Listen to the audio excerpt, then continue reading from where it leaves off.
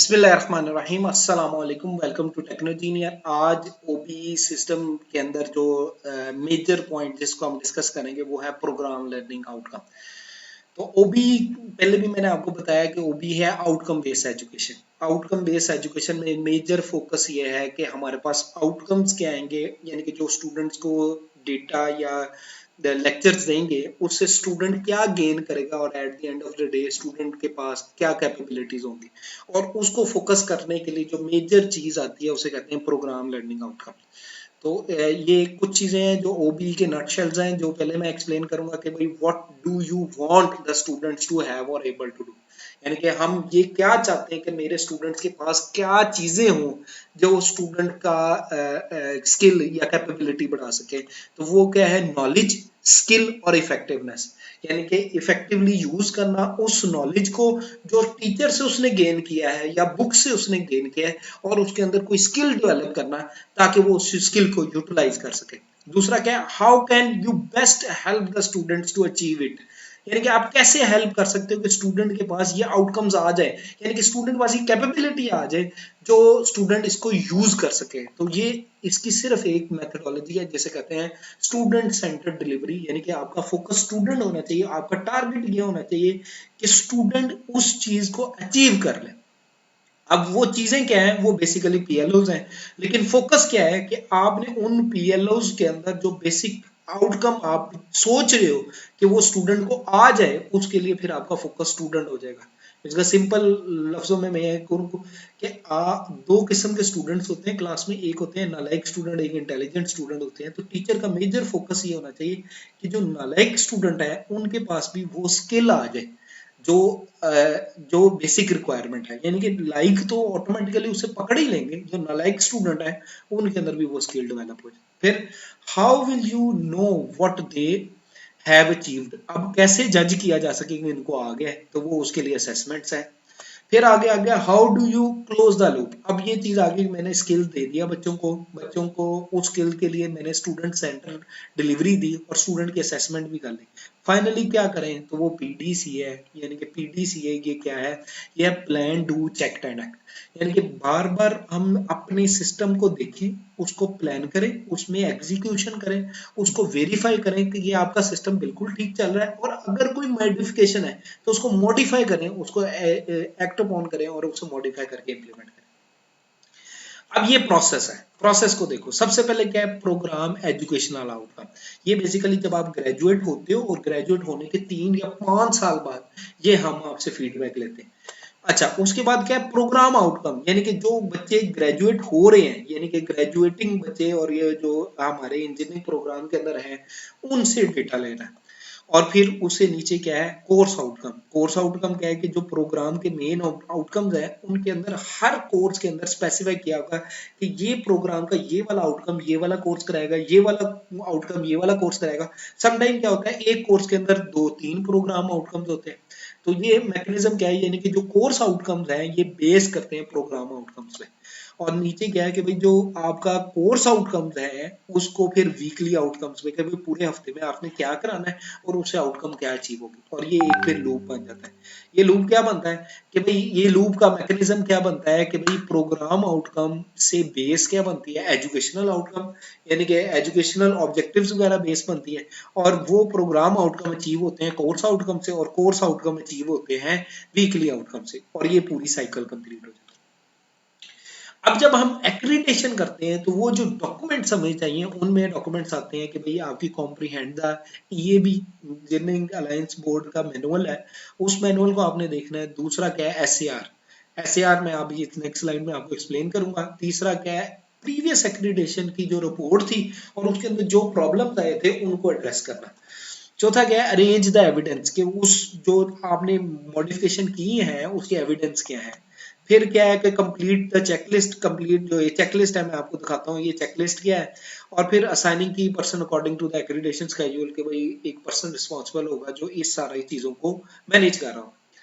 अच्छा, self assessment report SAR. ये SAR क्या है, इसमें आपके पास उस रिपोर्ट के अंदर प्रोग्राम ऑब्जेक्टिव्स होने चाहिए, प्रोग्राम आउटकम होने चाहिए, करिकुलम एंड लर्निंग प्रोसेस होना चाहिए, स्टूडेंट का पूरी डिटेल होनी चाहिए, फिर फैकल्टी की, फिर स्टाफ की, फिर इंडस्ट्रियल लिंकेजेस या इंडस्ट्रियल स्टेक होल्डर्स की, एलुमनाइज की, और एलुमनाइज का क्या नाम है, उनके साथ उनका फीडबैक वगैरह, उसका डाटा, फिर जो फैसिलिटीज आपकी यूनिवर्सिटी प्रोवाइड करती है और इंफ्रास्ट्रक्चर, फिर जो फाइनेंशियल सपोर्ट या इंस्टीट्यूशनल सपोर्ट जो आपकी यूनिवर्सिटी प्रोवाइड करती है, उसके बाद क्या है CQI कंटिन्यूअल क्वालिटी इंप्रूवमेंट किस तरह आपके सिस्टम में हो रही है, और इंडस्ट्रियल लिंकेजेस। और इंडस्ट्रियल लिंकेजेस में हमारा मेन फोकस क्या होता है कि भाई students are expected to undertake assignment from the industry, industry से असाइनमेंट मिले to provide solution to complex engineering problems. फिर क्या है, students and faculty should be encourage to establish collaboration for R&D and product development related project with due regard to environment and society impact.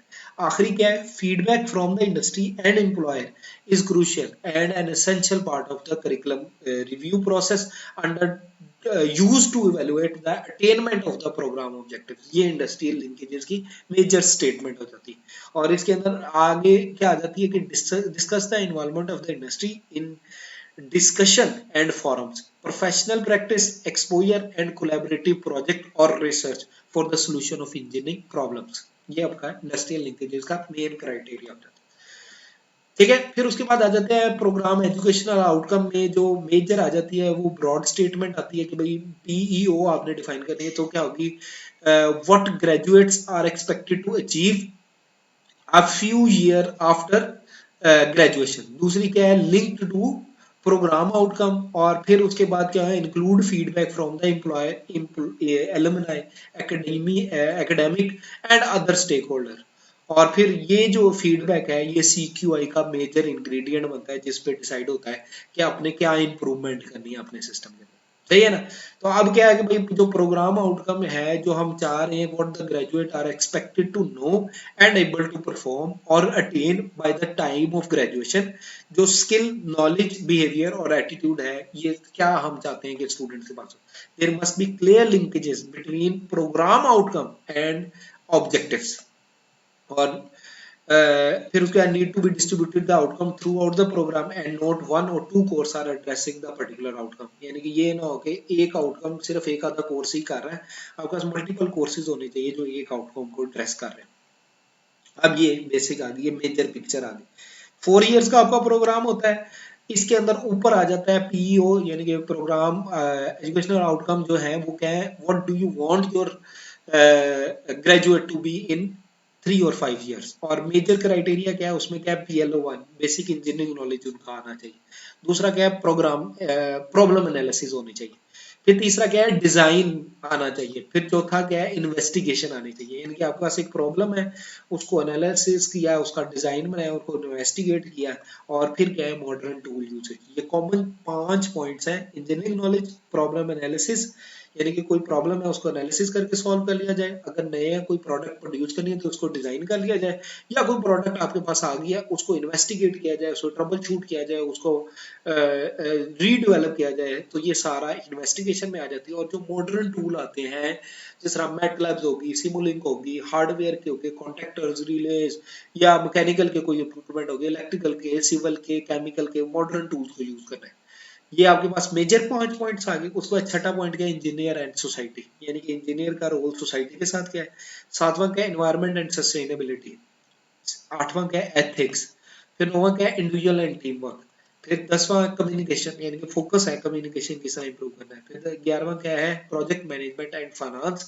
और आखिरी क्या है, life long learning. आप देखो पहले 5 है प्योर इंजीनियरिंग से रेलेवेंट, और उसके बाद जो बाकी हैं 7 पॉइंट्स वो इंजीनियरिंग से रेलेवेंट नहीं है, लेकिन इंजीनियरिंग उसमें ओवरलैप कर रही है। यानी कि जो आपने इंजीनियर का कॉन्सेप्ट समझा है वो सोसाइटी में किस तरह इंप्लीमेंट करेंगे, इन्वायरमेंट और सस्टेनेबिलिटी को किस तरह फोकस करेंगे, एथिक्स को कैसे देखेंगे, जारी पता है एथिक्स भी इंपॉर्टेंट है। फिर इंडिविजुअल और टीम वर्क, यानी कि इंडिविजुअली कैसे परफॉर्म कर रहा है और टीम में कैसे परफॉर्म कर रहा है। फिर बच्चे की कम्युनिकेशन आ गई, बच्चे का प्रोजेक्ट मैनेजमेंट और फाइनेंसेस वगैरह का, और फिर फाइनली लाइफ लॉन्ग लर्निंग है।